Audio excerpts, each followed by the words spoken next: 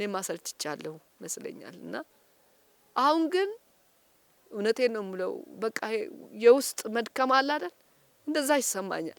21 አመቴ ነው እንግዲህ በዚህ ቤተክርስቲያን ጉዳይ ሳለቅስ ብዙውን ጊዜ ሌሊቱን ቁጭ ብዬ ነው ማድረግ። በገጠሪቱ ያለችውን ቤተክርስቲያን ይልቁንም ደግሞ በዛ በሲዳማ በብዙ የመናፍቃኑ ኃይል ግን እኔ የኢትዮጵያ ኦርቶዶክስ ተዋህዶ ሰው ይጨክንበታል ብዬ አላስብም።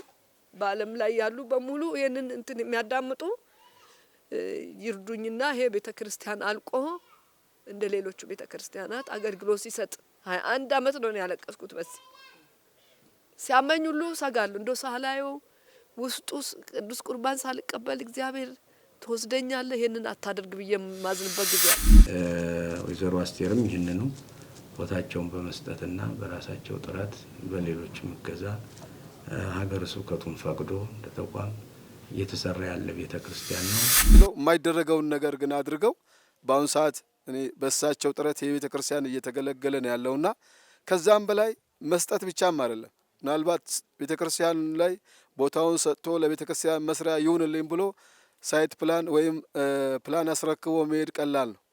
እንደዛም ሆኖ እናት አላረፉ። እንግዲህ ኢየሱስ ላይ በሚከብሩ በዓላት በየበዓላቱ እየተገኙ እኛንም ጭምር እያበረታቱ ባለው ነገር በርቱ፣ አይዟችሁ፣ ትንሽ ጊዜ ነው፣ ይሄ ቦታ ነገ ካቴድራል ይሆናል ጭምር እያሉ ነው እያበረታቱ ያሉትና የሰው ፊት በጣም ከባድ የሰው ፊት በጣም ይገርፋል። እውነት ለመናገር ሰው ሲለምን አይከበርም። ንቁ የኦርቶዶክስና የንስሐ መርከብ ይህን ስራ በጣም ለረዱ ለጋዜጠኞች ለሁሉም ምስጋናዬን አቀርባለሁ።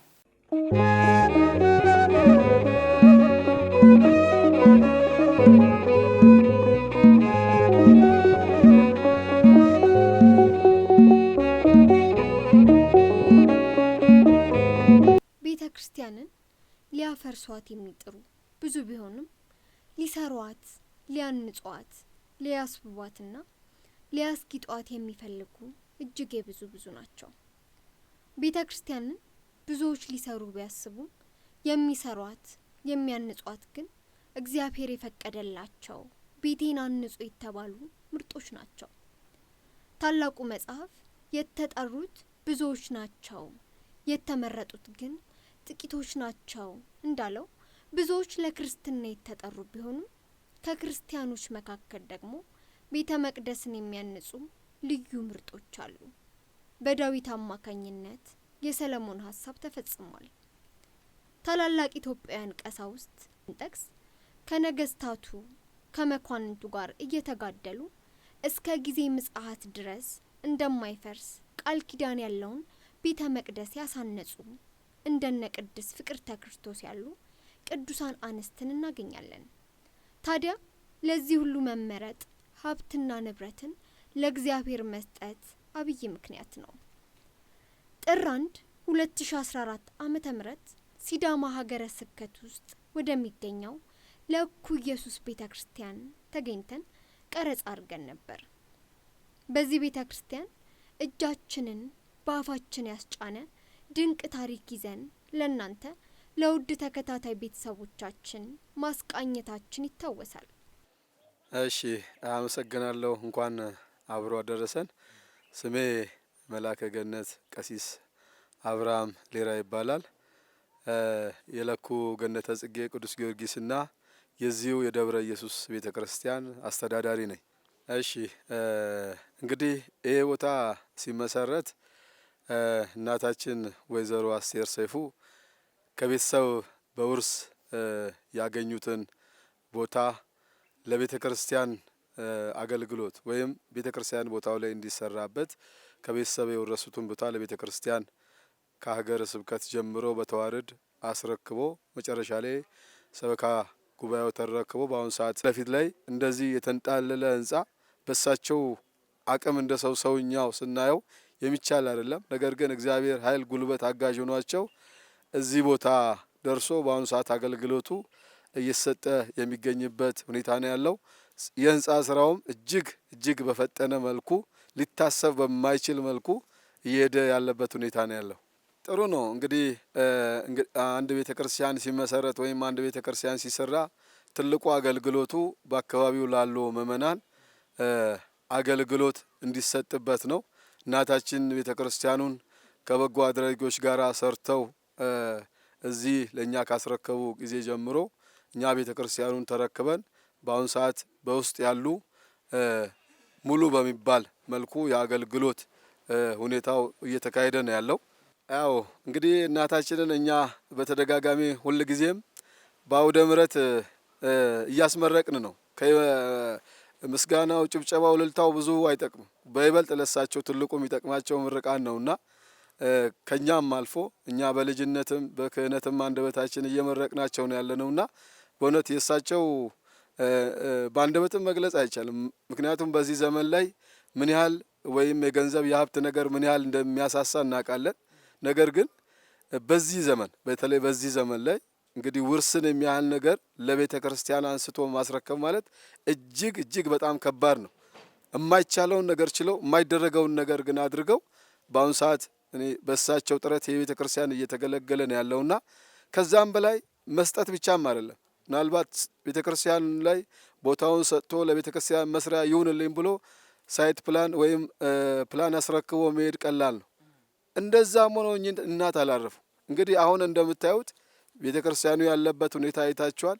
እዚህ ደረጃ እስኪደርስ ድረስ እሳቸው ደከመኝ ሰለቸኝ፣ ዝናብ ነው ብርድ ነው ጭቃ ነው ምን ሳይሉ በሚከብሩ በዓላት ጭምር አንድም በሚከብሩ በዓላት ጭምር እንግዲህ ኢየሱስ ላይ በሚከብሩ በዓላት በየበዓላቱ እየተገኙ እኛንም ጭምር እያበረታቱ ባለው ነገር በርቱ፣ አይዟችሁ፣ ትንሽ ጊዜ ነው፣ ይሄ ቦታ ነገ ካቴድራል ይሆናል ጭምር እያሉ ነው እያበረታቱ ያሉትና እውነት የእሳቸውን በዚህ ዘመን ቀደም የነበሩ ያለፉ እናቶቻችን ሰማዕታት ሲያደርጉ የነበረው ነው። ሰማዕትነት ቀድሞ አባቶቻችን በድንጋይ ተወግሮ በወርቅ በብዙ ነገር ውስጥ አልፎ ነው። ነገር ግን በዚህ ዘመን ደግሞ ትልቁ ሰማዕትነት የሚባለው ያላቸውን ነገር በአጠቃላይ ጥርግርግ አድርጎ እንዲያደርገው ሰጥቶ ከዛ በላይ ደግሞ እስካሁንም ሳያርፉ እንዲህ ማገልገል ማለት እንደው በዘመኑ ትልቅ ሰማዕትነት ነውና እኚህ በአሁኑ ሰዓት እየከፈሉ እናታችን እየከፈሉ ያሉት ዋጋ እየከፈሉ ያለት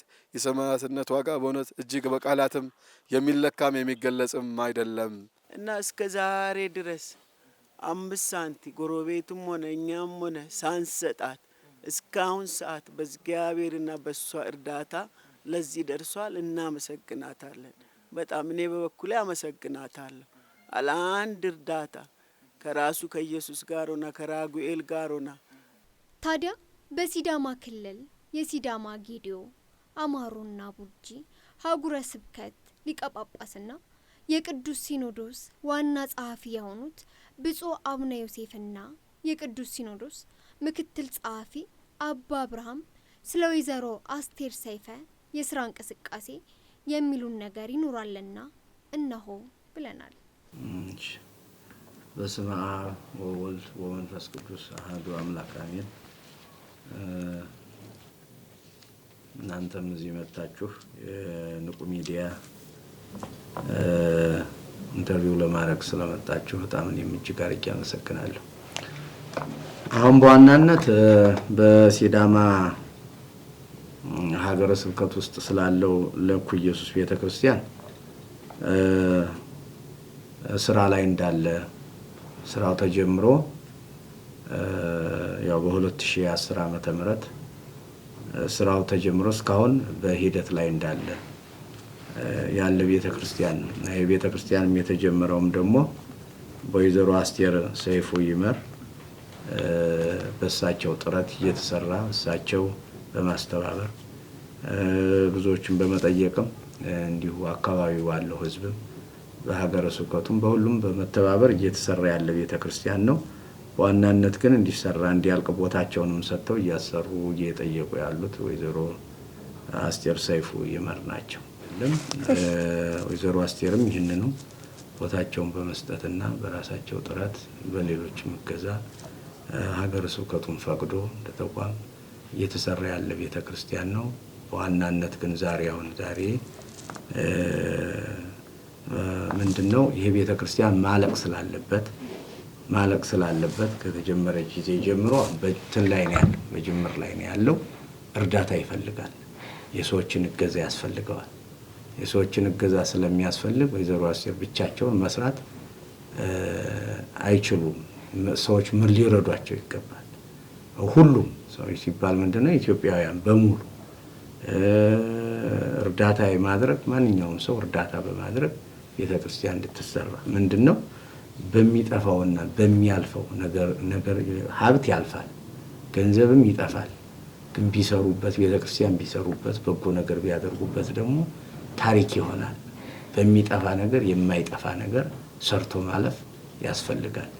አሁን በዚህ ወቅት በሚጠፋው ነገር የሚጠፋውን ገንዘብ በማይጠፋ ነገር ለመተካት ወይዘሮ አስቴር የሚደክሙትን ድካም አይዞት በርቱ ጠንክሩ ማለት ያስፈልጋል። ስለዚህ አሁን ምንድነው ሰው ያለውን ባለው ልክ ማንኛውም ባለሀብት ይሁን ማንኛውም ስጦታ ገንዘብ ብቻ ላይሆን ይችላል። ጉልበት አለ፣ ጸሎት አለ። ከሁሉም በላይ ደግሞ አሁን ባለው ወቅት ደግሞ ሁሉ ነገር የተወደደበት ስለሆነ አንዱን ካልተረዳዳ ቤተክርስቲያን ሊያልቅ ቤተክርስቲያን ሊፈጸም ስለማይችል አሁን በደንብ አድርገው ወይዘሮ አስቴርን በዋናነት የሚጠይቁትን ነገር ቢረዱ ቤተክርስቲያኑ በአስቸኳይ አልቆ ስራ ላይ ተግባር ላይ እንዲውል ይሆናል ማለት ነው።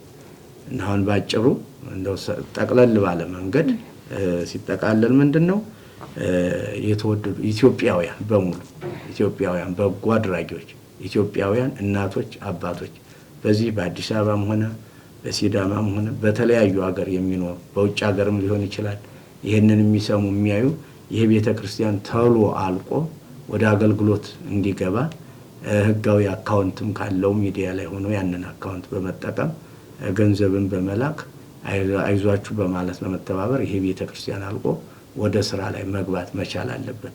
ስለዚህ አሁንም እኔ ለሁሉም ኢትዮጵያውያን የማስተላልፈው መልእክት ምንድነው? መልእክቱ ዋናው መልእክት ይሄ ቤተክርስቲያን ያልቅ ዘንድ 2010 ዓመተ ምህረት የተጀመረው ቤተክርስቲያን አልቆ ወደ ስራ እንዲገባ ማንኛውም ኢትዮጵያውያን ሁሉን የሚችሉትን ሁሉ እንዲያደርጉ የሚችሉትን ሁሉ አድርገው እንዲተባበሩ እንዲረዱ እና ይሄ ህንጻ ቤተክርስቲያን በቶሎ አልቆ ስራ የሚጀምረው አምልኮት የሚጀምርበት የአካባቢው ህዝብ እግዚአብሔር እንዲያመልክበት ለማድረግና ጥሪ ለማስተላለፍ ነው ለሁሉ ኢትዮጵያውያን።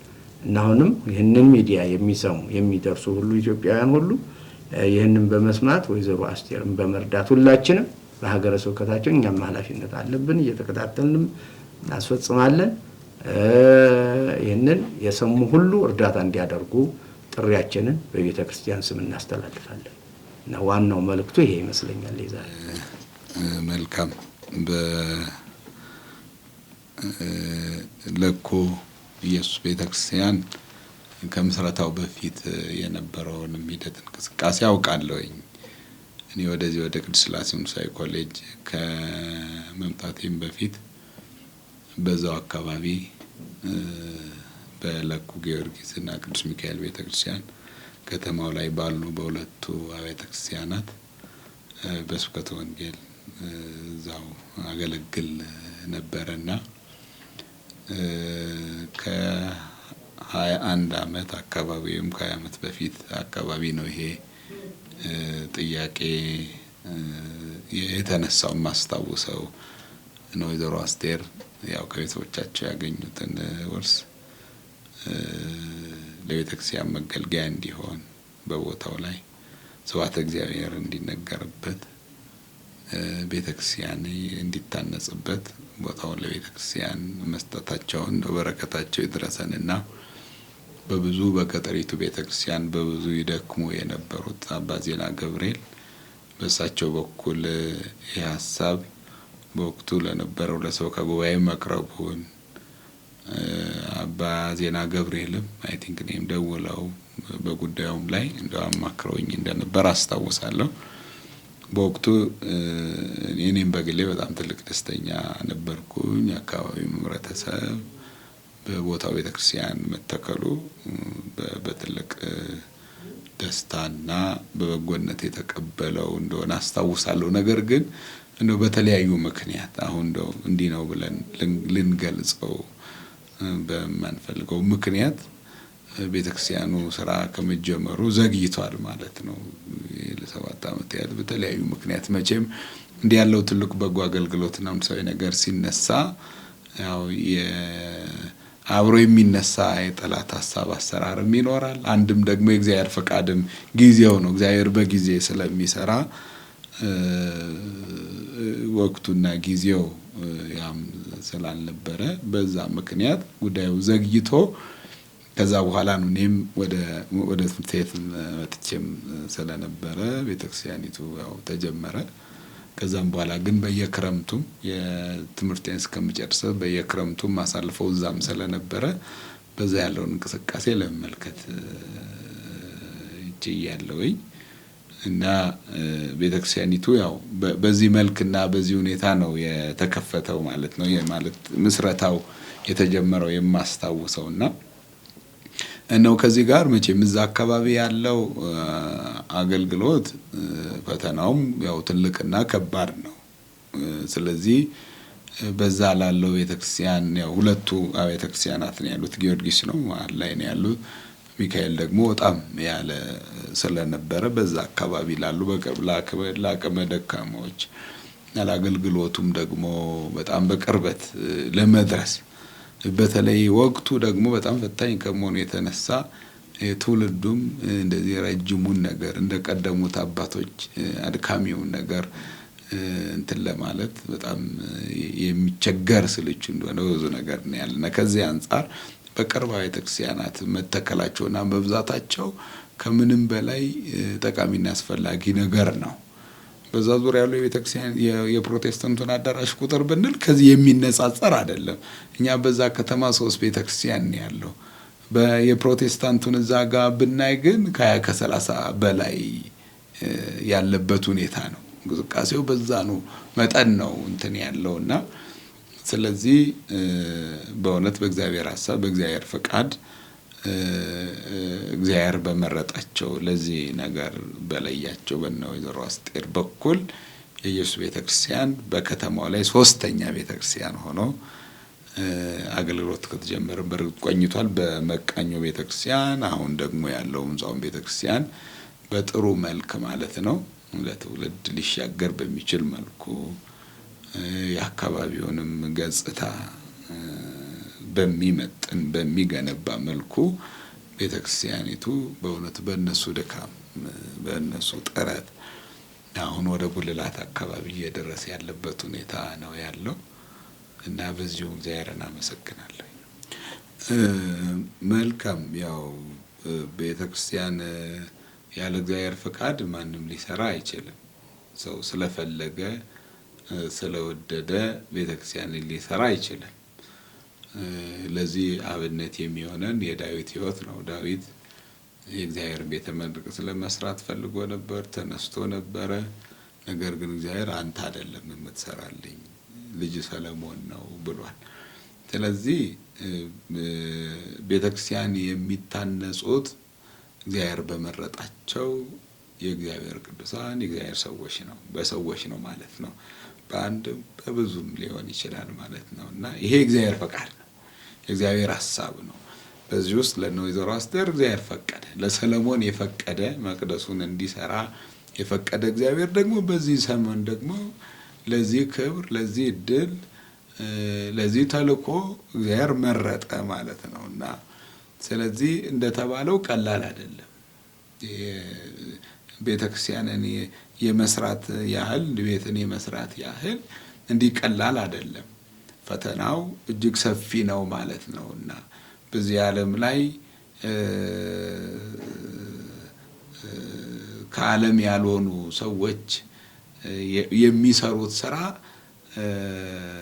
ዓለም የራሱ ያልሆኑትን ስለማይቀበል በዛ መልክ ከጠላት የሚመጣው ፈተና ከባድ ነው ማለት ነውና እንደተባለው ከማስተባበር ጀምሮ ሰውን ፊት ከማቆም የሰው ፊት መቼም እሳትም ነውና ያንን ሁሉ ተቋቁሞ አሁን ባለበት ደረጃ ቤተክርስቲያኑን ማነጽ ብቻም አይደለም እኮ አገልግሎቱን በዛ ያለውን አገልግሎት የካህናቱን ደግሞ ሌሎችንም ጨምሮ በዚህ እየተሸፈነ ያለበት ሁኔታ ስለሆነ መቼም እግዚአብሔር ስላስቻላቸው ነው የምለው እኔ።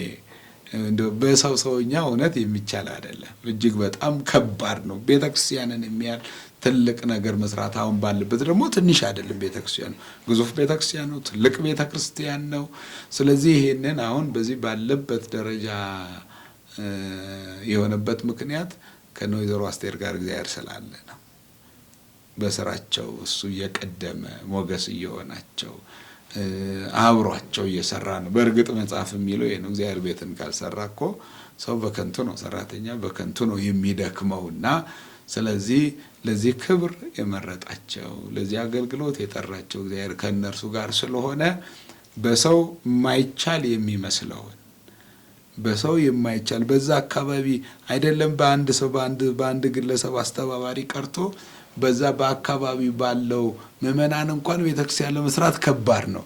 አካባቢው ማህበረሰብ ያለበት ሁኔታ እናውቃለን። ያሳደገን ማህበረሰብ ስለሆነ በአገልግሎት ያለፍንበት ቦታ ስለሆነ ስለዚህ በዛ አካባቢ ባሉት ምዕመናን ብቻ እንኳን ቤተክርስቲያን መስራት አይቻልም። በጣም ከባድ ነው።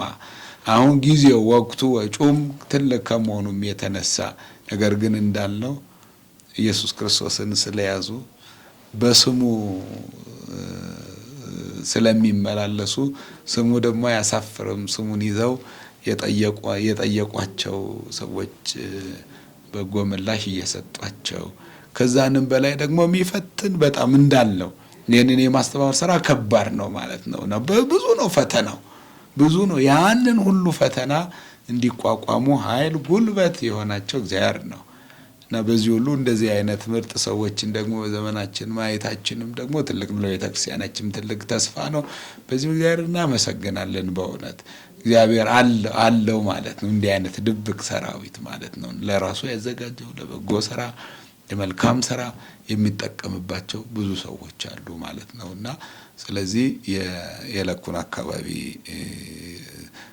የልደት ያህል ማለት ነውና በጣም ከልጅነት ጀምሮ ያገለገልንበት ቦታም ከመሆኑ የተነሳ ይህንን ቦታ ማየት ይህን ነገር ማየት በእውነቱ በተለይ ለኛ የተለየ ነው ማለት ነው። የተለየ ትርጓሜ የተለየ ስሜት ነው ያለን ማለት ነውና ስለዚህ እግዚአብሔር ስለፈቀደ ነው። በቃ እግዚአብሔር ስለፈቀደ ስላለ ከባዱን የማይቻል የሚመስለውን ነገር አስቻላቸው ማለት ነው። ትልቁን ሸክም መሸከም የሚችሉበትን ጫንቃ እግዚአብሔር ሰጣቸው። ስለዚህ በዚህ እንዲህ ነው የሚሰማኝ ማለት ነው። እውነት ነው። እግዚአብሔር ይስጥልኝ። መቼም እውነት ነው። ይሄንን እየሰማ ለዚህ በጎ ስራ ለመተባበር የማይዘጋጅ ልብ ሊኖር አይገባም ብዬ ነው የማስበው። ቤተክርስቲያናችን መቼም አንዲትና ዓለም አቀፋዊት የሁላችንም ነው። ነገር ግን አሁን እስካሁን ባለበት ነገር ላይ ነው ወይዘሮ አስቴር በዚህ ጉዳይ ላይ ብዙ ደክመውን እዚህ ያሉበት ደረጃ ላይ ደርሰዋልና ነገር ግን አሁን በቀጣይ ባለው ቤተክርስቲያኒቱን የማስፈጸም ስራ ደግሞ አሁን ይህንን የምንሰማ ኢትዮጵያውያን ሁላችንም መሆን ያለብን ማለት ነውና ለቤተክርስቲያን በምናደርገው በምንሰጠው ልግስና ያው በረከቱና ጸጋው እንደሚበዛልን እናምናለን። በተለይ ደግሞ በሲዳማ ያለችውን ቤተክርስቲያን ማገዝ ክብሩ በረከቱ ደግሞ በጣም ከፍ ያለ ነው። ቅድም እንዳለው ማለት ነው። አንደኛ በአንዲት ኦርቶዶክሳዊት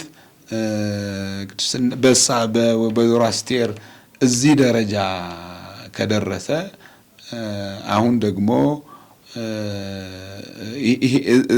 እዚህ ቦታ ደርሰ ደግሞ ለዚህ ለበረከት ደግሞ እኛ እግዚአብሔር ከጠራን ከጋበዘን ይህንን መልእክት የምትከታተሉ ወገኖቼ ሁላችሁም በሀሳብም በገንዘብም በማቴሪያልም በማንኛውም ድጋፍ ብታደርጉ በገጠሪቱ ያለችውን ቤተክርስቲያን ይልቁንም ደግሞ በዛ በሲዳማ በብዙ የመናፍቃኑ ኃይል በጣም በበረታበት ቦታ ላይ ያለውን አገልግሎት መደገፍ ማገዝ ስለሆነ ሁላችሁም በአምላካችን በመድኃኒታችን በኢየሱስ ክርስቶስ ስም ይህንን ቤተክርስቲያን ለማስፈጸም በሚቻላችሁ ነገር ሁሉ ድጋፍ እንድታደርጉ አሁንም እኔም በትልቅ አክብሮት በፍጹም ትሕትናና ፍቅር እኔም እጋብዛለሁ ማለት ነው። እኛም የበኩላችንን ማድረግ ይጠበቅብናል። በዚህ መልኩ የምናደርገውን ሁሉ ማድረግ አለብን። ስለዚህ ይህንን የምትሰሙ ወገኖቻችን በሙሉ በእውነት ከወይዘሮ አስቴር ጎን መቆም ያስፈልጋል። ይህ ስንል ከቤተ ክርስቲያን ጋር ማለት ነው። ከቤተ ክርስቲያን መቆም የግላቸው አይደለም። ነገ ትውልድ የሚቀረጽበት እዛ አካባቢ ያሉ ማህበረሰቡ ደግሞ የሚኖር እዛው አካባቢ ነው፣ ቅርብ ስለሆነ ደካሞች ነባሩን ከተማ እዛ አካባቢ ስለሆነ ኢየሱስ ቤተክርስቲያን አካባቢ ያሉ ስለሆነ ብዙ አቅመ ደካሞች እናቶች፣ አቅመ ደካሞች አባቶች ያሉበት አካባቢ ነው። ወደ ጊዮርጊስ ለመሄድም ወደ ሚካኤልም ለመሄድም በጣም የሚርቃቸው።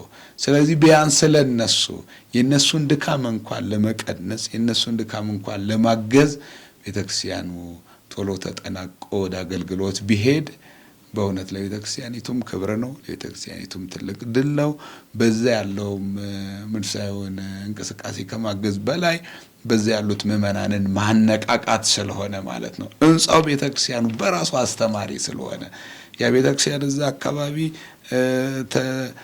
አልቆ አገልግሎት በሚመረቅበት ሰዓት ብዙ እንዲሁ ማንም ዓለምን አስተማሪ የፕሮቴስታንቱ ሌላውም ዓለም ይህንን አይቶ ይመጣል ወደዚች ወደ እናት ቤተክርስቲያን ለነፍስ እረፍት ወደሚገኝባት ስፍራ መምጣት ይችላል። ሕንጻው ራሱ አስተማሪ ስለሆነ በዛ ቦታ ላይ በራሱ ማለት ነው አስተማሪም ስለሆነ ከዚህ የተነሳ ብዙዎችን መማረክ የምንችልበት ደካሞቹን ማገዝ የምንችልበት ስለሆነ ስለዚህ እስካሁን በዚህ በብዙ ድካም እንደዚህ በርትተው እዚህ ያደረሱትን ወይዘሮ አስቴር ስለነሱ ስለ ቤተሰቦቻቸው በዚህም ስለተራዱ ሰዎች አብዝተን እየጸለይን ሌሎቻችንም ደግሞ በዚህ ውስጥ ብንሳተፍ ዋጋው አንድ ነው ማለት ነው። በቃ ዋጋው አንድ ነውና ስማችን በዛ እንዲታሰብ ስማችን በዛ በኢየሱስ ክርስቶስ ቤተክርስቲያን ላይ ስማችን እንዲታሰብ ስማችን እንዲጠራ ስለዚህ በዛ የበኩላችንን እንድናደርግ አሁንም በኢየሱስ ክርስቶስ ስም እኔም ጠይቃለሁ። እውነት ነው። እኔ የምለው አንድ ብቻ ነው። ያለንበት ጊዜ ዘመኑ ክፉ እንደሆነ ሁላችንም እንረዳለን። የዘመኑ ፍጻሜ እንደወደቀብን አምናለሁ እኔ። ስለዚህ ይህንን ዘመን የምንሻገረው በጸሎት እንደሆነ አምናለሁና አብዝተን እንድንጸልይ በእግዚአብሔር ሕግ ያለ ነቀፋ ለመመላለስ የበኩላችን ጥረት እንድናደርግ የመለያየትን መንገድ አስወግደን እርስ በራስ በፍቅር በመቻቻል በአንድነት ሕገ ቤተ ክርስቲያንን ስርዓተ ቤተ ክርስቲያንን ጠብቀን እንኖር። እግዚአብሔር በአንድነት በስምነት በፍቅር ውስጥ ወይም በዚህ ያለውን አገልግሎት የሚወድ ስለሆነ በመካከል ያለውን መለያየት አስወግደን እርስ በራሳችን ተዋደን ከሰው ሁሉ ጋር በስምነትና በፍቅር እንድንኖር አምላከ ቅዱሳን እግዚአብሔር እንዲያግዘን ጸልዩ ነው የምለው። እኔም አመሰግናለሁ። እግዚአብሔር ይስጥልኝ። እንኳን እናንተም በሰላም ቆያችሁኝ። ሰለሞን እባላለሁ። የመጣሁት ከስዊዘርላንድ ነው። የምኖረውም ስዊዘርላንድ ነው የምኖረው። በባዕድ ሀገር ላይ ኑሮ መንፈሳዊ ሕይወት በጣም ጠንካራ ነው ማለት እዚህ ሀገር አሁን ብዙ ቤተክርስቲያኖችም አሉ፣ ምእመናንም ማግኘት ትችላለሽ።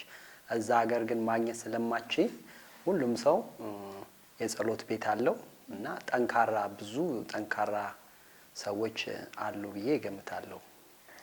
እኔ ባላደርስም አሁን ብዙዎቹ ጓደኞቼ በጣም ጠንካሮች እንደሆኑ አውቃለሁ። ሁሉም ሰው ይጸልያል። የጸሎት ከስራው ውጪ ጠዋት ሲወጣ ማታ ሲገባ ጸሎት ያደርጋል። በስዊዘርላንድ ቤተ ክርስቲያኖች አሉ፣ በዙሪክ በትልልቅ ከተሞች ውስጥ አሉ እና እነሱን በሳምንት እሁድ እየሄድን እንካፈላለን። እኔ ማቀው የኔነህ የሰፈሬ ልጅ ነው፣ አብሮ አደጌ ነው እና በአጋጣሚ ንቁን ስከታተል በጣም ብዙ ነገሮችን ነው ያየሁት። ህጻናትን ይረዳል።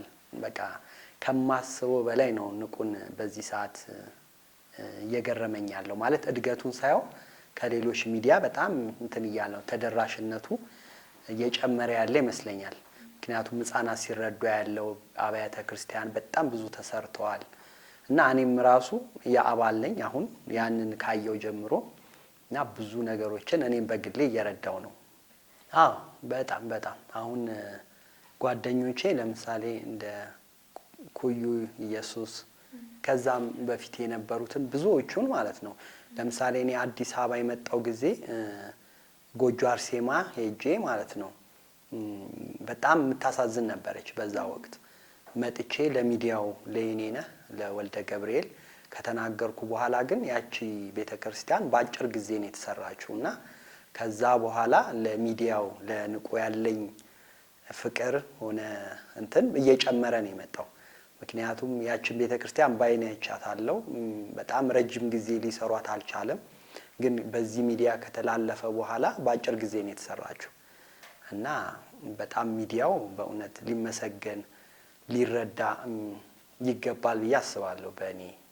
እኔ አሁን ብዙ የንቁን ተከታትቻለሁ እና በጣም ልቤን የነካው ምክንያቱም የሴትዮዋ ታሪክ ቤተክርስቲያኑ በግሏ የቤተሰቦቿን እንደሰጠች መሬት 21 አመት ብዙ መከራ እንደደረሰባት እዛ ላይ ብዙ ነገር አይቼ በጣም በቃ ልቤ ተነክቶ ነበር እና መቼ መጥቼ ኢትዮጵያ በቃ ያንን ቤተክርስቲያን አይቼ ጓደኞቼን አሰባስቤ እረዳለሁ ብዬ ነው የመጣሁት እና ከሚገርምሽ ነገር ማለት ነው ወይዘሮ አስቴር ያንን የምታሰራውን እንደ እናቴ ነው ማያት እና እሷም ልጄ ነው የምትለኝ እኔም እናቴ ነው የምላት እና ንቁ እንግዲህ አንድ እናት እንደሰጠኝ ነው እኔ ለኔ የምቆጥረው እና እኔ የምናገረው ምንድነው በውጭ ያሉ ጓደኞቼ በውጭ ያሉ በአሜሪካን በሁሉም ያሉ ይሄን ቤተክርስቲያን ኢየሱስ ክርስቶስ ማለት የሁሉ መሰረት ነው አይደል? ከሁሉ ቤተክርስቲያን በላይ ነው እና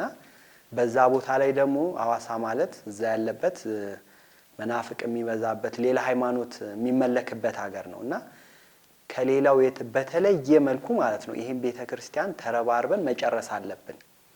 እኔም ከባለቤቴ ጋር ያሰብነው ምንድነው በሰሞኑን እሄዳለሁ ብር ያቅሜን ያህል ያመጣሁት አለ እሱን እሰጣለሁ።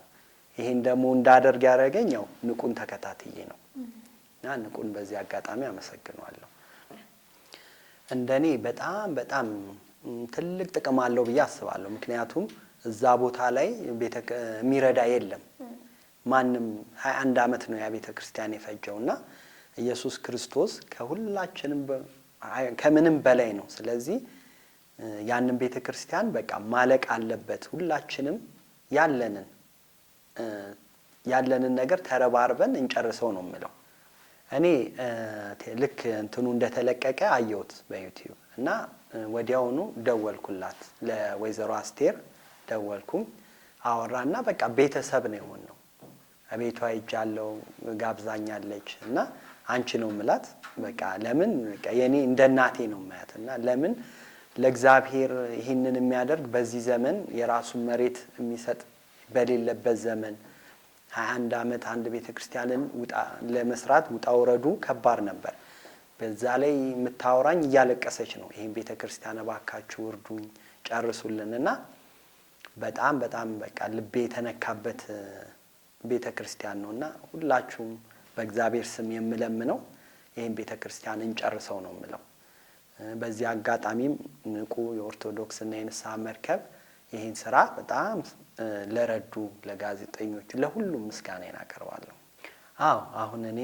አሁን ያልሽው በጣም ደስ የሚል ሐሳብ ነው። ምክንያቱም አንድ ሰው በጾም ወቅት ቁርሱን አይበላም። ቁርስ ደግሞ ስትበይ ወጪ አለው እና ያን አንድ ሰው ደግሞ ጾም የሚባለው ምንድነው ያንን የቁርሳችንን ምሳ ላይ ብንበላው ጾምን አይባልም። ስለዚህ ያችን ለቁርስ ያዘጋጀናትን ብር ብንሰጥ አንደኛ ጾሙም በረከት ይሆንልናል። በዛ ላይም ደግሞ ቤተክርስቲያኑን ያሰራልናል። ስለዚህ እኔ ዛሬ ጀምራለሁ አሁን እንዳልሽኝ የቁርሴን ገንዘብ ጾሙ ከተጀመረበት እስከሚያልቅበት ድረስ ያለውን አስቤ ያንን ለቤተክርስቲያኑ ሰጣለሁ ማሰሪያ እንዲውል። ይህንን ሚዲያ የሚከታተሉ ሁሉም ምእመናን የቁርሳቸውን እንዲሰጡ በእግዚአብሔር ስም በኢየሱስ ክርስቶስ ስም እለምናለሁ። እኔም አሁን እኔ የበጎ ስራዎችን ያው ብዙ የሚሰሩ ሰዎች አሉ እና እንደ ንቁ አይነት ሌሎችም አሉ እና በዚሁ እንዲቀጥሉ። ምክንያቱም በጣም ብዙ የሚረዱ ቤተክርስቲያኖች አሉ። እኔ አሁን በቅርበት አውቀዋለሁ ንቁን እና ብዙ ነገር እየሰራ ነው እና ባካችሁ ንቁ ኦርቶዶክስ የንስሐ መርከብ እርዱ፣ የዛ አባል ሁኑ እላለሁ እና በዚሁ እግዚአብሔር ይባርክላችሁ እላለሁ። እናንተንም እግዚአብሔር ይስጥልኝ። ወይዘሮ አስቴር ሰይፈ ቀላል የማይባል የፈተናን ጊዜ አሳልፍ ያለው ነገር ግን ችግሩን ተረድታችሁ አለሁ ያላችሁኝ ብዙ ናችሁና ምስጋና ላቀርብ ወዳለሁ ብለውናል። የለኩ ኢየሱስ ክርስቶስ ቤተክርስቲያን ህንጻ ቤተክርስቲያኑን ለማስጨረስ ከ9 ሚሊዮን ብር በላይ ያስፈልገኛል ያሉ ሲሆን ይህ ገንዘብ ለማግኘት ከናንተ ከውድ ልጆቼ ጋር አይከብደኝም ብለዋል። ወቅቱ ጾም ነውና ሁላችሁም የቁርሳችሁን ለለኩ ኢየሱስ ቤተክርስቲያን አበርክቱ ብለውናል። ብዙዎች ብዙ ለማድረግ ያልማሉ፣ አልመውን ብቻ አይቀሩም፣ ህልማቸውን እውን ለማድረግ ይታተራሉ። ታዲያ በእነዚህ ህልመኞች ተግባር ውስጥ መሳተፍ ደግሞ ምንኛ መታደል ነው። እግዚአብሔር ቢፈቅድልንና ቢረዳን ሁላችን በዚህ በጎ ስራ እንሳተፍ ስንል በትህትና እንጠይቃለን። እሺ፣ እጅግ በጣም አርጌ ንቁ ሚዲያን አመሰግናለሁ። ከምለው በላይ ነው ያደረጋችሁት። 05 ሳንቲም ሳትቀበሉ ከኔ ምንም ነገር ሳትፈልጉ በእውነት በጣም የቤተ ክርስቲያን ልጆች የቤተ ክርስቲያን አገልጋዮች ናችሁ። ወጫችሁን ሳይቀር በራሳችሁ ሸፍናችሁ ቦታው ላይ ተገኝታችሁ ትልቅ ነገር ነው ለቤተ ክርስቲያኑ ያደረጋችሁት። እንግዲህ እናንተ መታችሁ ከቀረጻችሁ በኋላ ጥር 27 ነበር ይሄ ፕሮግራሙ የተለቀቀውና ለህዝብ በዛን ወቅት ያዩ የቤተ ክርስቲያን ልጆች ተረባርበው በአሁኑ ሰዓት አሁን ባለበት ደረጃ ጉልላቱ ሙሉ በሙሉ አልቋል። ሶስተኛው ጉልላት የዛን ጊዜ እንጨት ተሸክሞ ነበር የቆመው። ያ ጉልላት ሙሉ በሙሉ አልቋል። የፊቱ የበረንዳው ላይ የነበሩ እንጨቶችም እንደዚሁ በረንዳው ተጨማሪ እንትን ያስፈልገው ነበርና እነዛ ነገሮች ሁሉ ገብተው ተስተካክሏል። ሌላው ደግሞ ትልቁ እንቅልፍ ነስቶኝ ለብዙ ጊዜ ሳለቅስበት የነበረው ከ2 አመት በላይ እጃችን ላይ ቆየ ብዬ የምለው የቤተ እዳ ነበረብን 107,000 ብር የብረት እዳና ያንን እዳ ተረባርባችሁ ከየቦታው የላካችሁልኝን ገንዘብ አሰባስቤ ወስጄ አቶ አለማየሁ ባህሩ ገንዘብን አምጥቻለሁ እግዚአብሔር ይስጥልኝ ብዬ ስለው እሱም ቪዲዮውን አይቶት ኖሮ እኔ ችግሩ እንደዚህ መሆኑን የቤተ ክርስቲያኑን አላወኩም፣ ስለዚህ እኔም የቤተ ክርስቲያኑ በረከት ይድረሰኝ ብሎ ገንዘቡን ሌላ ነገር አድርጉበት አልፈልግም በብረቱን ገንዘብ ብሎ ሌሎች ነገሮች ብረቶች ተገዝተው ነው የሶስተኛው ጉልላት እንዲያልቅ ሆነው። ስለዚህ ምለው ምንድነው እዳውን ለመክፈል ከየቦታው በእዳው ስም የላካችሁልኝ በሙሉ ጌታ ኢየሱስ ክርስቶስ እዳችሁን ይክፈለው። የኃጢአት እዳችሁን የችግር እዳችሁን በሙሉ እሱ ይክፈልላችሁ። በእውነት በስማችሁ እንደተከፈለ እንድትቀበሉልኝ ጠይቃለሁ በንቁ ሚዲያ ስም በኢየሱስ ክርስቶስ ስም። እንግዲህ እሱ ሰውየው እንደዛ ብሎ መለሰ።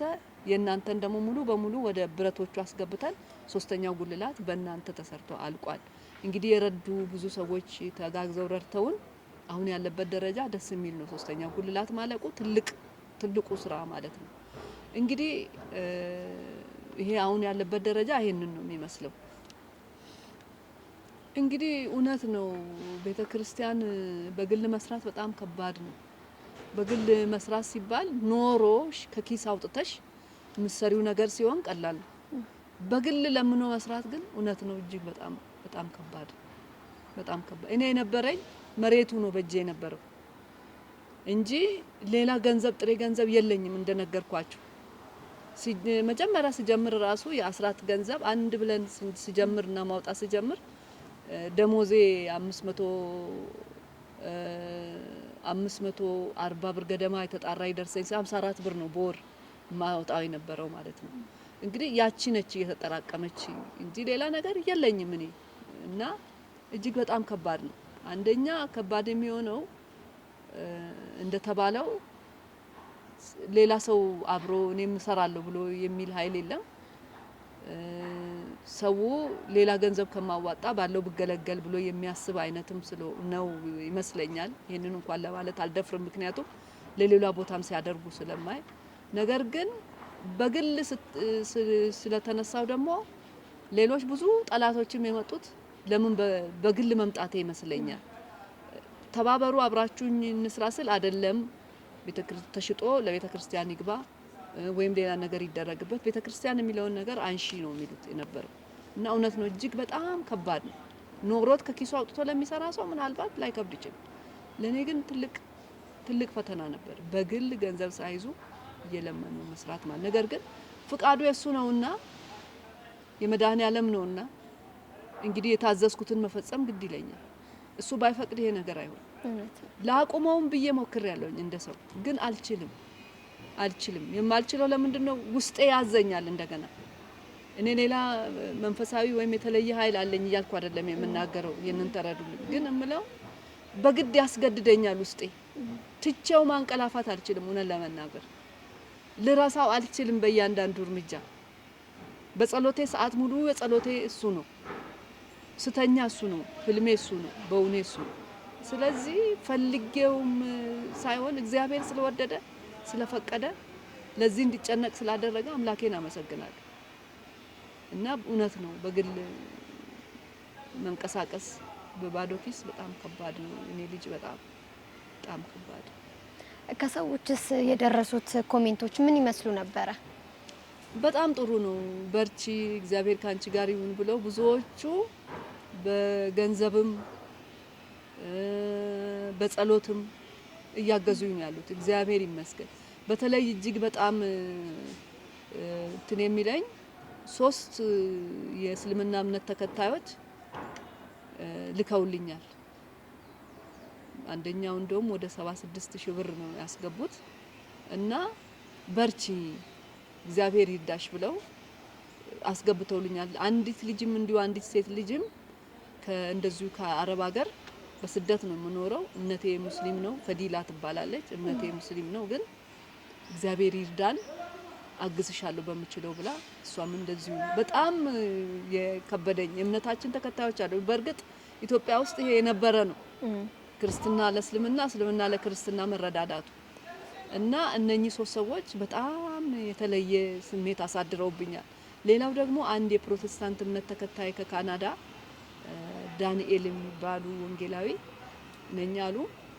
ደውለው አነጋገሩኝ እና ያሉኝ ምንድነው እኔ የእምነቱ ተከታይ አይደለም፣ ነገር ግን ለቤተ ክርስቲያን ማልቀስ ትልቅ ነገር ነው። ቤተ ክርስቲያን የሚያቃጥሉ አሉና በዘመናችን፣ ስለዚህ እኔም በረከቱ ይድረሰኝ ብለው ልከዋል። እንግዲህ ይሄ የእግዚአብሔር መልስ ነው፣ ጊዜው ነውና እግዚአብሔር በጊዜው እየፈጸመው። እንግዲህ የእምነቱ ተከታዮች ያልሆኑ ሰዎች ይህንን ለማድረግ መነሳሳት ያላቸውም የሌላቸውም ሞራል የሚሰጡኝ ሰዎች እየደወሉ የሚያነጋግሩኝ ገንዘብ የለንም ግን በርቺ የሚሉኝ በጣም ብዙ ሰዎች ነው። እጅግ በጣም ያ ደግሞ እኔን የበለጠ እንድተጋ የበለጠ እግዚአብሔርን እንዳገለግለው መንገዱን ከፍቶልኛል። እጅግ በጣም ደስ ብሎኛል።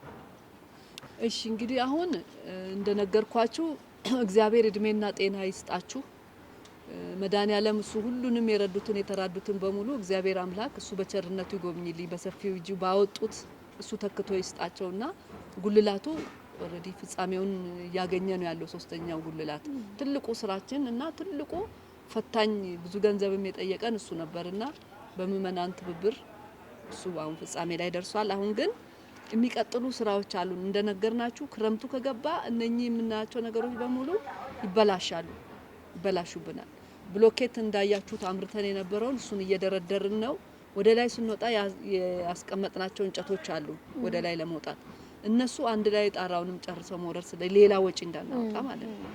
እነሱ እንደተጠበቁ ነው። እንግዲህ ጣራውን ለመስራት ቆርቆሮ ማገር ያስፈልጋል። የመጀመሪያው የቆርቆሮ ማገሮቹ 40 በ40 የሆነ 30 ያስፈልገናል። ያንዱ ዋጋ 2382 ነው በዛሬው ዋጋ ማለት ነው። ዋጋ እንግዲህ እንደምታውቁት በየቀኑ እየጨመረ ነው የሚሄደው። ሁለተኛው 50 በ50 የሆነ ብረት እንዲሁ የጣራ ብረት ስፋቷ 2.5 የሆነች 90 ያስፈልገናል። ያንዱ ዋጋ 3025 ብር ነው። ሶስተኛው 60 በ60 የሆኑ እንደዚሁ 40 ያስፈልጉናል። እነኚህ ደግሞ የአንዱ ዋጋ 3710 ብር ነው። ይሄ እንግዲህ የጣራውን ማገር በተመለከተ ነው። ወደ ቆርቆሮው ስንመጣ 560 ካሬ ቆርቆሮ ያስፈልገዋል ጣራው። ይሄ 560 ካሬ ቆርቆሮ የአንዱ ዋጋ 850 ብር ነው በአሁኑ ሰዓት። የሚቆራረጥም ስላለው ነው ቤተክርስቲያኑ ባረፈበት ልክ የመጣው ቆርቆሮ የሚቆራረጡና የሚገቡ አሉት አለን መሐንዲሱ ማለት ነው። ሌላው በርና መስኮት ነው። በርና መስኮትን በተመለከተ 7 በሮች ናቸው የሚያስፈልጉት። በሮቹን እንግዲህ እግዚአብሔር ቤት ነውና ቤተክርስቲያን ነውና በእንጨት እንዲሆኑ ነው ያሰብነው እግዚአብሔር ፍቃዱ ከሆነ። ስለዚህ 57 ካሬ ናቸው። 7 በሮች ናቸው። ካሬው ግን 57 ነው የሰባቱ። ይሄ 57 ካሬ አንዱን 11500 ብር ነው የተጠየቅነው። አንድ ሰው አንድ ካሬ እንኳን ቢሸፍንልን 3 4ም ሆነው አንድ ካሬ ቢሸፍኑልን ለኛ ቀላል ነገር አይደለም። 57 ካሬ ነው። መስኮቶቹ ብዛታቸው 45 ነው። 45ቱ መስኮቶች ካሬያቸው ደግሞ በሙሉ የመስኮቶቹ ካሬው ሲለካ 100 ካሬ 100 ነው። እሺ እንግዲህ በሮቹ 7 በሮች ናቸው። 57 ካሬ ነው የሚሸፍኑት። ይሄ 57 ካሬ የአንዱ ካሬ 11500 ነው የተገመተው ሙሉ በሙሉ በእንጨት እንዲሆን ስላሰብን ማለት ነው። መስኮቶቹን ግን እንጨቱን ብናደርግ ዋጋው የበለጠ ስለሚወጣብን አሉሚኒየም እንዲሆን ነው የተሰራውና አሉሚኒየሙ ደግሞ 100 ካሬ ነው ጠቅላላ መስኮቱ 45 መስኮቶች ናቸው። 45ቱ መስኮቶች 100 ካሬ ነው የሚሸፍኑት።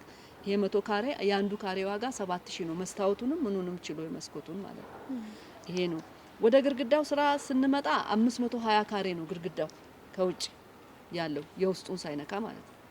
የውጭውን እንግዲህ እግዚአብሔር ቢፈቅድ እንደ እግዚአብሔር ፍቃድ ውጭው በእምነበረድ ቢሆን ምክንያቱም የድንጋዩንም የሌሎቹንም ዋጋ አስልተን ተመሳሳይ ሆኖ መጣ ዋጋው። ስለዚህ አንዱ ካሬ 4000 ብር ነው በአሁኑ ሰዓት አንዱ ካሬ ማለት ነው። ስለዚህ 520 ካሬ ነው። ሌላኛው የወለሉን ስራ ደግሞ በተመለከተ ወለሉ 650 ካሬ ይፈልጋል ከነበረንዳውና እሱም እንትን ሸክላ ለማድረግ ነው ያሰብነው። የአንዱ ካሬ ሸክላ ዋጋ 650 ነው የሀገር ውስጥ ሸክላ ማለት ነው። ይሄንን ለማድረግ ነው ያሰብነው። ሌላው የኮርኒሱ የኤሌክትሪክ ኢንስታሌሽኑ እነኚህ የኮንዲቱ የሽቦዎቹ የምናምኖቹና ኮርኒሱን ጨምሮ 500 ሺህ ብር ነው የተገመተው ሙሉ በሙሉ ማለት ነው። እያንዳንዱ ጣራው ላይ የሚሆኑት ኮርኒሶች ማለት ነው። ሌላኛው እነኚህን ካልን በኋላ ያው የውስጡ ግርግዳ ስዕሎች አሉት። ውስጡ ቅብ አለው። ቀለም ነው የሚቀባው። እነኚህ ተቀብተው ቀለሞቹ እነኚህን ደግሞ ሙሉ በሙሉ ሲሚንቶውን አሁን የምንሰራበትንም ቀጥሎ የሚገረፉበትን ሙሌቱ የሚሰራበትን ውስጡ የሚስተካከልበትን ሁሉ ጨምሮ ለነኚህ ደግሞ 300 ሺህ ብር ነው የተገመተው። ሌላኛው የሚቀረው የቤተልሔሙ ስራ ነው። ቤተልሔሙን ከነ እንትኑ አጠቃላይ ሁሉን ነገር ሸፍኖ እስከ 500 ሺህ ብር ሊያወጣ ይችላል ተብሎ ተገምቷል። ቤተልሔሙ ብቻውን ማለት ነው።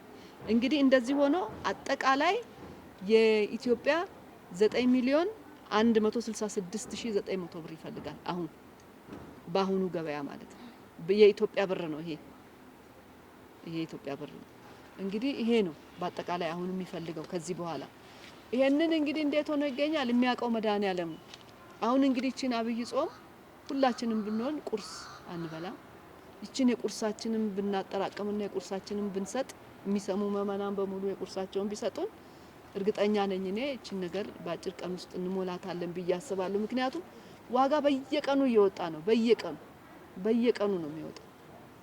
ዛሬ ገዛነውን ነገ በማግስቱ ስናይ ሌላ ሆኖ ነው የምናገኘው እግዚአብሔር እስከሚያስተካክለው። ስለዚህ አሁን ለጊዜው የሚያስፈልጉት ነገሮች ለጊዜውም ሳይሆን እስከ እንትኑ እነኚህ ነገሮች ያስፈልጉታል እስከ ህንጻው ፍጻሜ። አጠቃላይ እንግዲህ ኢትዮጵያ ብር የመጣው 9,166,900 ብር መጥቷል ማለት ነው። እንግዲህ አሁን እንዴት መርዳት ይቻላል? እንዴት ነው ያሰባችሁት ላልሽኝ እኔ ልጅ እኛ ያሰብነው እንግዲህ አሁን እዚህ ጋር የዋጋውን ዝርዝርና የሚያስፈልጉን ማቴሪያሎች አውጥተናል። ለምሳሌ አንድ ብረት 40 በ40ውን አንድ ሰው አንዷን ገዝቼ ሰጣለሁ ቢል አንዷንም ቢሆን እኛ ከገዙበት ሄደን መውሰድ እንችላለን። ሸክላም የጠየቅነውን አንዷን እቺን 40 በ40 60 በ60 አንዷን ገዝቼ አንድ ነው የምችለው ብሎ ያለን አንድ ብሎኬትን ያለንን እንቀበላለን እኛ። አሁን እነኚህን በጅምላ አንድ ሰው ላይ ለመጫን አይደለም፣ ስንከፋፈል ነው ቀላል ሊሆን የሚችለው። ስለዚህ አንዷን ፍሬ ቆርቆሮም አሁን አንድ ካሬ የሚገዙልን 850 ብር ነው ብለናል። የሚገዙልን ካሉ አንዷን ካሬም እንቀበላለን። በማቴሪያልም ይሁን በገንዘብም እንቀበላለን። ለዚህ ምንም ችግር የለብንም። ካሉበት ቦታ ላይ ሄደን እንወስዳለን። ይሄ ነው። ሌላኛው ግን የባንክ አካውንቱ አለ 50 ብር 100 ብር አይቻለኝ አካውንቱ ላይ የገባ እንዳቅም እግዚአብሔር እንደፈቀደ እግዚአብሔር እንዳደረገለት 50 ብር ኢትዮጵያ ብር የገባ ለኛ ትልቅ ነገር ነው። አንድ ብር ማተን ቆመን ነበር። ስለዚህ እግዚአብሔር የፈቀደለት አንድም ብር ትሁን ያቺ ለቤተ ክርስቲያኑ ቢያደርግልን እሱ የባረከለትን።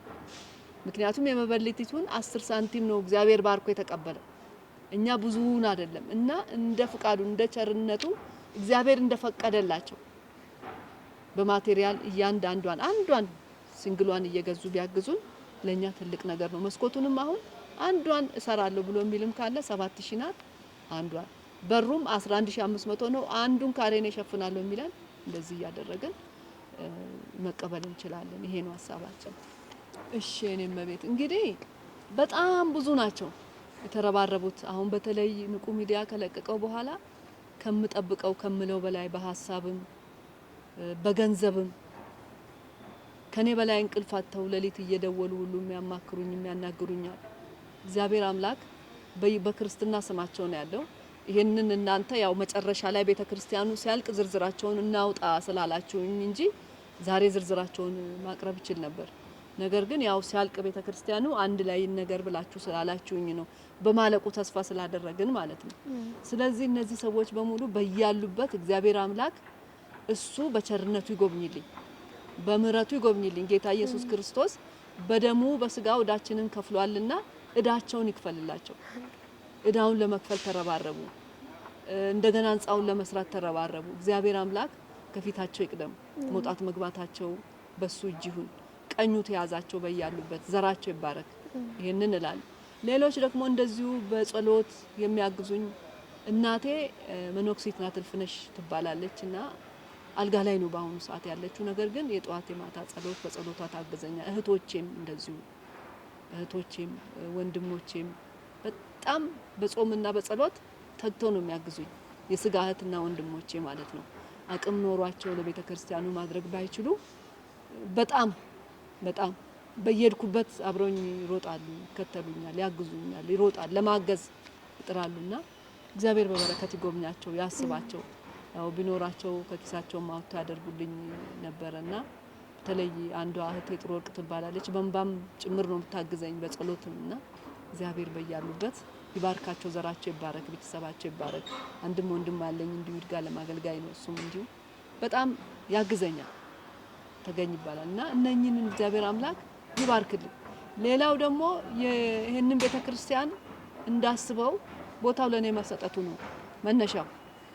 ለኔ የሰጡኝን አያቶቼን አቶ ሰይፉ ይመርንና ወይዘሮ በየነች ዋቅጅሬን እግዚአብሔር አምላክ ነፍሳቸውን ባጸደ ገነት ያስቀምጥልኝ። ይሄንን እለምናለሁ፣ ይሄንን እላለሁ። ከዛ በተረፈ ግን ትልቁ እናንተ ተረባርባችሁ እናንተ ተሯሩጣችሁ ያገኛችሁት ያመጣችሁት ነውና ንቁ ሚዲያ 5 ሳንቲም ከኔ ሳትጠይቁ በጣም የሚከብደኝ ምሳ እንብላ እንኳን ስላቸው ፈቃደኛ አልነበሩ። ሊቀርጹ የመጡት ልጆች በራሳቸው ወጫቸውን ሸፍነው በረከታችንን አትውሰጂ ነው ያሉት።